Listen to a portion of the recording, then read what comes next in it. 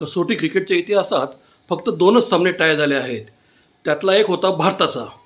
या थरारक सामन्यात भारत विजयापासून अवघ्या 1 धावांवर थांबला. नेमके काय घडले होते चला जाणून घेऊया. नमस्कार मित्रांनो, मी अजय. आपल्या गप्पा क्रिकेटच्या अजयसोबत या कार्यक्रमात आपले मनपूर्वक स्वागत. आज आपण बोलणार आहोत ऑस्ट्रेलियाच्या 1986च्या भारत दौऱ्यातील पहिल्या कसोटी सामन्याबद्दल, जो 18 ते 22 सप्टेंबर 1986 दरम्यान चेन्नईच्या एम ए चिदंबरम स्टेडियमवर खेळला गेला होता. ऑस्ट्रेलियाने पहिल्या डावात 7 बाद 574 धावा करून डाव घोषित केला होता. डीन जोन्स यांनी 210, डेव्हिड वूड यांनी 122 आणि कर्णधार ॲलन बॉर्डर यांनी 106 धावा करून भारतासमोर मोठे आव्हान उभे केले.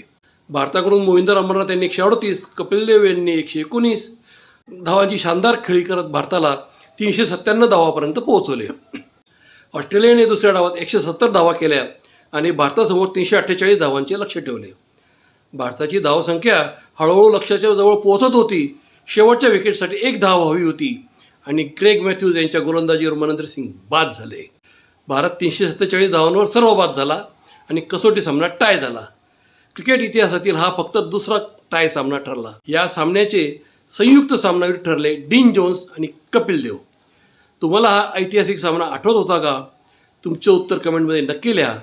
व्हिडिओ आवडला असेल तर लाईक करा, शेअर करा आणि गप्पा क्रिकेटच्या आजीसोबत चॅनलला नक्की फॉलो करा. धन्यवाद.